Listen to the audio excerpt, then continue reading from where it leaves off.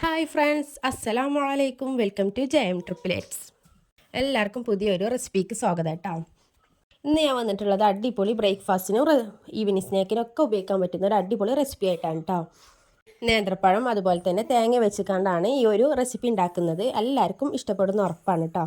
അപ്പോൾ എല്ലാവരും video skip അടിച്ചാതെ കാണാൻ ശ്രമിക്കുക. അപ്പോൾ നമുക്ക് വീഡിയോയിലോട്ട് കിടക്കാം. ഞാൻ അതിലേക്ക് ആദ്യം എടുത്തിട്ടുള്ളത് 5 നേന്ത്രപ്പഴമാണ് എടുത്തിട്ടുള്ളത്. അത് ഭയങ്കര സൈസ് കുറവായ നേന്ത്രപ്പഴമാണ് കേട്ടോ. നല്ലൊരു മീഡിയം വലുപ്പത്തിലുള്ള നേന്ത്രപ്പഴമാണെന്നുണ്ടെങ്കിൽ ഒരു 3 എടുത്താൽ മതി. നിങ്ങൾക്ക് വീഡിയോയിൽ കാണുമ്പോൾ അത്ര വലിയ സൈസ് കുറവാണെന്ന് തോന്നില്ല, പക്ഷെ ഭയങ്കര ചെറിയ ഒരു നേന്ത്രപ്പഴമായിട്ട് എടുത്തിട്ടുള്ളത്. അപ്പം അത് ഇതുപോലെ ചെറുതായിട്ടൊന്ന് കട്ട് ചെയ്തെടുക്കണം. നല്ല പഴുത്ത പഴം കൂടിയാണ് കേട്ടോ. ഒരു പഴം ഇതുപോലെ 4 ആക്കിക്കാണ്ടൊന്ന് മുറിച്ചെടുത്തിട്ടുണ്ട്. എന്നിട്ട് വേണം ചെറുതായിട്ട് കട്ട് ചെയ്തെടുക്കാൻ കേട്ടോ. ഈ കട്ട് ചെയ്തെടുക്കുന്നത് ഇതിൻ്റെ ഒരു ഫില്ലിംഗ് ഉണ്ട് കേട്ടോ. അത് തയ്യാറാക്കാനുള്ള നേന്ത്രപ്പഴമാണ്. അത് 2 or 1 എടുത്താൽ മതി, കൂടുതൽ വേണമെന്നില്ല. ഇതാക്കണോ നേന്ത്രപ്പഴമൊക്കെ ഒന്ന് കട്ട് ചെയ്തെടുത്തിട്ടുണ്ട്. ഇനി ഇതുപോലെ ഒരു പാൻ എടുത്തിട്ടുണ്ട് കേട്ടോ. പാൻ നല്ല ചൂടായി വന്നതിന് ശേഷം അതിലേക്ക് 1 ടേബിൾ സ്പൂണോളം നെയ്യ് ചേർത്ത് കൊടുത്തിട്ടുണ്ട്. നെയ്യൊക്കെ ഒന്ന് മെൽറ്റായി വന്നതിന് ശേഷം അതിലേക്ക് നമ്മൾ നേന്ത്രപ്പഴം ചെറുതായിട്ട് കട്ട് ചെയ്തൊന്നും ചേർത്ത് കൊടുക്കാം. ഇതുപോലെ ചെറുതായിട്ട് കട്ട് ചെയ്തതാണെന്നുണ്ടെങ്കിൽ പെട്ടെന്ന് തന്നെ ഉടഞ്ഞു വരും. ഒരുപാട് ഉടയേണ്ട ആവശ്യമൊന്നുമില്ല കേട്ടോ. ജസ്റ്റ് ചെറുതായിട്ടൊന്ന് കടിക്കേണ്ട വിധത്തിൽ വേണം ഇതൊന്ന് ഉടച്ചെടുക്കാൻ. നേന്ത്രപ്പഴം ഒന്ന് ഇട്ട് കൊടുത്തതിന് ശേഷം ഇതുപോലെ ഒന്ന് ഇളക്കി കൊടുക്കാം കേട്ടോ. ഞാൻ ഇതിൻ്റെ കളറൊക്കെ ഒന്ന് മാറി വരുന്ന വരെ ഒന്ന് റോസ്റ്റ് ചെയ്തെടുക്കാം. നെയ്യിലൊക്കെ ഒന്ന് കടന്ന് വരുമ്പോൾ തന്നെ ജസ്റ്റ് ഒരു ചെറിയൊരു യെല്ലോ കളറൊക്കെ ആയിക്കൊണ്ടൊന്ന് വരും. നേരത്തെ പറഞ്ഞതുപോലെ നേന്ത്രപ്പഴം ഒരുപാട് അങ്ങോട്ട് ഉടഞ്ഞ് വരേണ്ട ഒരു ആവശ്യമില്ല കേട്ടോ. ജസ്റ്റ് നമുക്ക് ഇങ്ങനെ ഇതുപോലെ ഒന്ന് കടിക്കാനൊക്കെ കിട്ടണം. ആ ഒരു വിധത്തിൽ വേണം ഇതൊന്ന് ആക്കിയെടുക്കാൻ. അപ്പോൾ ഈ രീതിയിലൊന്നായി വന്നിട്ടുണ്ട് കേട്ടോ. അതിൻ്റെ കളറൊക്കെ ഒരു യെല്ലോ കളറൊക്കെ ആയി വന്നിട്ടുണ്ട്. ഈ സമയത്ത് വേണം ഇതിലേക്ക് തേങ്ങ ചിരകിയതാണ് ചേർത്ത് കൊടുക്കുന്നത്. തേങ്ങ ചിരകിയത് ഒരു 1/2 കപ്പോളം ചേർത്ത് കൊടുത്തിട്ടുണ്ട് കേട്ടോ. തേങ്ങ കൂടുതൽ ഇട്ടാൽ അതിനനുസരിച്ച് ടേസ്റ്റ് കൂടും. അപ്പോൾ അതും കൂടി ചേർത്തതിന് ശേഷം നെയ്യിൽ കടന്ന് നല്ലോണം ഒന്ന് റോസ്റ്റ് ചെയ്ത് വരണം. ഇനി നിങ്ങളുടെ കയ്യിൽ നട്ട്സ് ഐറ്റംസ് ഒക്കെ ഉണ്ടെന്നുണ്ടെങ്കിൽ കാഷ്യൂനട്ട്, കിസ്മിസ് അതുപോലെ ബദാമൊക്കെ ഉണ്ടെന്നുണ്ടെങ്കിൽ ജസ്റ്റ് ഒന്ന് നെയ്യിലിട്ട് കണ്ട് ഒന്ന് റോസ്റ്റ് ചെയ്തെടുക്കാം. എന്നിട്ട് ഈ സമയം ആകുമ്പോൾ ഇതിലേക്കൊന്ന് ചേർത്ത് കൊടുക്കാം കേട്ടോ. ഇനി അതിലേക്ക് ചേർത്ത് കൊടുക്കുന്നത് മധുരത്തിന് വേണ്ടിയുള്ള പഞ്ചസാരയാണ്. മധുരം ചേർത്ത് കൊടുക്കുമ്പോൾ പഴത്തിന് മധുരം ഉണ്ടോ നോക്കിയതിന് ശേഷം ചേർത്ത് കൊടുക്കാം കേട്ടോ. അല്ലാന്നുണ്ടെങ്കിൽ ഭയങ്കര മധുരമായി പോകും. അപ്പോൾ അതിനനുസരിച്ച് ചേർക്കാം കേട്ടോ. അതൊക്കെ നിങ്ങളുടെ ഇഷ്ടപ്രകാരം നിങ്ങൾക്ക് ചേർക്കാവുന്നതാണ്. ഇതിലേക്ക് നല്ല ഫ്ലേവറിന് വേണ്ടി ഒരു നുള്ളി ഏലക്കായ്പ്പൊടിയും കൂടി ചേർത്ത് കൊടുത്തിട്ടുണ്ട് കേട്ടോ. അതും കൂടി ചേർത്തതിന് ശേഷം നല്ലോണം മിക്സ് ചെയ്ത് കൊടുത്തിട്ടുണ്ട്. കണ്ടതുപോലെ ഒന്ന് ബ്രൗൺ കളറൊക്കെ ആയി വന്നിട്ടുണ്ട്. ആ നെയ്യിൽ കടന്നിക്കാണ്ട് പഴവും തേങ്ങയും നല്ലോണം ഒന്ന് പിടിച്ച് വന്നിട്ടുണ്ട് കേട്ടോ. ഇനി നമുക്ക് ഫ്ലെയിം ഒന്ന് ഓഫ് ചെയ്ത് കൊടുത്തിക്കാണ്ട് ഇതൊന്ന് വേറെ പാത്രത്തിലേക്കൊന്ന് മാറ്റി കൊടുക്കാം കേട്ടോ. നമ്മൾ ഫില്ലിങ് ഇവിടെ തയ്യാറായിട്ടുണ്ട്. ഇനി ഇതിലേക്ക് ഒരു ബാറ്റർ തയ്യാറാക്കി എടുക്കാനുണ്ട്. അത് നമ്മൾ നേന്ത്രപ്പഴം കൊണ്ട് തന്നെ കേട്ടോ ബാറ്ററും തയ്യാറാക്കി എടുക്കുന്നത്. നമ്മൾ ഫില്ലിങ് ഇവിടെ ഞാൻ മാറ്റി വെച്ചിട്ടുണ്ട് കേട്ടോ. ഇതിലേക്ക് ബാറ്ററിനുള്ള പഴം എടുത്തിട്ടുണ്ട് കേട്ടോ. ഞാനിവിടെ 3 നേന്ത്രപ്പഴമാണ് ബാറ്ററിനുള്ളത് എടുത്തിട്ടുള്ളത്. ഇതുപോലെ മിക്സിൻ്റെ ഒരു മീഡിയം സൈസുള്ള ഒരു ജാർ എടുത്തിട്ടുണ്ട് കേട്ടോ. ഇനി ഇതിലേക്ക് ചെറുതായിട്ടൊന്ന് കട്ട് ചെയ്ത് കൊടുക്കണം. ഇത് കട്ട് ചെയ്തെടുക്കുന്നത് ഇതുപോലെ റൗണ്ട് ഷേപ്പിലാണ് കേട്ടോ.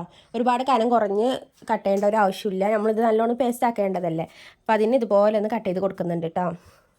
ഇനി നിങ്ങൾ മീഡിയം സൈസിലുള്ള ഒരു 3 നേന്ത്രപ്പഴമാണ് എടുക്കണമെന്നുണ്ടെങ്കിൽ ഫില്ലിങ്ങിന് 1 നേന്ത്രപ്പഴവും അതുപോലെ ബാറ്ററിന് 2 നേന്ത്രപ്പഴം എടുക്കാം കേട്ടോ. അങ്ങനെയാണെന്നുണ്ടെങ്കിൽ കറക്റ്റ് മെഷർമെൻറ്റ് ആയിക്കരാം. അപ്പോൾ പഴമൊക്കെ ഇതുപോലെ ഒന്ന് കട്ട് എടുത്തിട്ടുണ്ട് കേട്ടോ. വളരെ പെട്ടെന്ന് തന്നെ ഉണ്ടാക്കിയെടുക്കാൻ പറ്റുന്ന ഒരു അടിപൊളി വിഭവമാണിത്. എന്തായാലും കുട്ടികൾക്കൊക്കെ ബ്രേക്ക്ഫാസ്റ്റിന് കൊടുത്താൽ നല്ല ഹെൽത്തി ആയിരിക്കും കേട്ടോ. തേങ്ങയും അതുപോലെ നേന്ത്രപ്പഴവും നെയ്യൊക്കെ ഉണ്ടാകുമ്പോൾ കുട്ടികൾക്ക് എന്തായാലും ഇഷ്ടപ്പെടുന്ന ഉറപ്പാണ്. പഴമൊക്കെ ഒന്ന് കട്ട് ചെയ്തെടുത്തിട്ടുണ്ട്. ഇനി ഇതുപോലെ 4 മുട്ടയാണ് പൊട്ടിച്ചൊഴിച്ച് കൊടുക്കേണ്ടത്. നിങ്ങൾ പഴം ഒരുപാട് എടുത്തിക്കണമെന്നുണ്ടെങ്കിൽ അതിനനുസരിച്ച് ചേർത്ത് കൊടുക്കാം കേട്ടോ. ഞാനിവിടെ 3 നേന്ത്രപ്പഴത്തിനാണ് 4 മുട്ട എന്നൊരു തോതിലാട്ട് എടുത്തിട്ടുള്ളത്. ഇനി അതിലേക്ക് മധുരത്തിന് പഞ്ചസാര ചേർത്ത് കൊടുക്കാം. കുട്ടികൾ ഇവിടെ കളിച്ചുകൊണ്ടിരിക്കുന്നുണ്ട് കേട്ടോ. അവരുടെ സൗണ്ട് ഇടയ്ക്കിടയ്ക്ക് ഉണ്ടാകും. മധുരം ചേർത്ത് കൊടുക്കുമ്പോൾ നേരത്തെ പറഞ്ഞതുപോലെ തന്നെ പഴത്തിൻ്റെ മധുരം നോക്കിയിട്ട് വേണം ചേർത്ത് കൊടുക്കാൻ. അതുപോലെ നിങ്ങളെ മധുരത്തിൻ്റെ അനുസരിച്ച് ചേർത്ത് കൊടുക്കാം കേട്ടോ. അതുപോലെ നുള്ളി ഏലക്കായ് പൊടി കൂടി ചേർത്ത് കൊടുത്തിട്ടുണ്ട്. ചുക്കുപൊടി ഉണ്ടെന്നുണ്ടെങ്കിൽ അതും കൂടി ചേർത്ത് കൊടുക്കാം കേട്ടോ. ഇനി ഞാൻ അതിലേക്ക് ചേർത്ത് കൊടുക്കുന്നത് പാലാണ് കേട്ടോ. ഒരു 1/2 ഗ്ലാസ് പാലോളം ചേർത്ത് കൊടുക്കുന്നുണ്ട്. അപ്പോൾ അതുകൊണ്ട് ചേർത്ത് കൊടുത്തതിന് ശേഷം നല്ലോണം പേസ്റ്റ് രൂപത്തിൽ അതൊന്ന് അടിച്ചെടുക്കണം കേട്ടോ. നിങ്ങളെ കയ്യിൽ ശർക്കരപ്പൊടി ആണെന്നുണ്ടെങ്കിൽ പഞ്ചസാരൻ്റെ പകരം ശർക്കരപ്പൊടി ചേർക്കാവുന്നതാണ് കേട്ടോ. ഇനി നല്ലോണം ഇതുപോലെ ഒന്ന് മിക്സിയിലിട്ട് അടിച്ചെടുത്തിട്ടുണ്ട്. അപ്പോൾ ഇതുപോലെ ആയി വന്നിട്ടുണ്ട് കേട്ടോ. ഈ ഒരു രീതിയിൽ വേണം കേട്ടോ ഇതിൻ്റെ ബാറ്ററും തയ്യാറാക്കി എടുക്കാൻ. ഒഴുകുന്ന വിധത്തിൽ വേണം. ഇനി നമുക്കിത് വേവിച്ചെടുക്കുന്നത് ഇതുപോലെ കേട്ടോ. ഞാനിവിടെ ഒരു പാൻ വെച്ചിട്ടുണ്ട്. ആ പാനിൽ ഇതുപോലെ നെയ്യ് ഒന്ന് ജസ്റ്റ് ഒന്ന് തടവി കൊടുത്തിട്ടുണ്ട് കേട്ടോ. നെയ്യോ ഓയിലോ വേണമെങ്കിൽ ചേർത്ത് കൊടുക്കാം. എന്നിട്ട് അതിൻ്റെ മുകളിൽ വേറൊരു പാൻ വെച്ച് കൊടുക്കുക. എന്നിട്ട് അതിലേക്ക് ഒഴിക്കാണ്ട് ചെയ്യുന്നത്. ഇനി നിങ്ങൾക്ക് ഇങ്ങനെ എല്ലാം വേണമെന്നുണ്ടെങ്കിൽ ഇഡ്ഡലി തട്ടിലും വേണമെങ്കിൽ വേവിച്ചെടുക്കാവുന്നതാണ്. നേരത്തെ ആ പഴമൊക്കെ റോസ്റ്റ് ചെയ്ത് വെച്ച ആ പാൻ തന്നെ കേട്ടോ ഞാൻ വെച്ച് കൊടുത്തിട്ടുള്ളത്.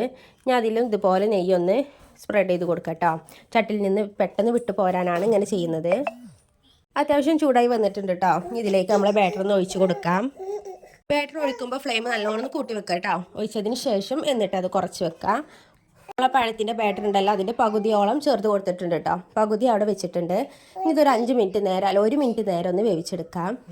ഇപ്പോൾ അതുകൊണ്ട് 1 മിനിറ്റ് ആയപ്പോൾ തന്നെ നല്ലോണം ഉൾവശമൊക്കെ നല്ല വെന്ത് വന്നിട്ടുണ്ട്. ഇതിൻ്റെ മുകൾ ഭാഗത്തേക്ക് ഇതുപോലെ ഫില്ലിംഗ് ഒന്ന് തയ്യാറാക്കി വെച്ചതൊന്ന് ചേർത്ത് കൊടുക്കാം.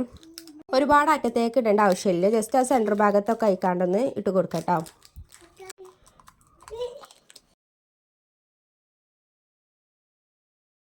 ഇതിൻ്റെ മുകൾ ഭാഗത്തേക്ക് നമ്മൾ മാറ്റി വെച്ച ബാറ്റർ ഉണ്ടല്ലോ അതും കൂടി ഒന്ന് ചേർത്ത് കൊടുക്കാം.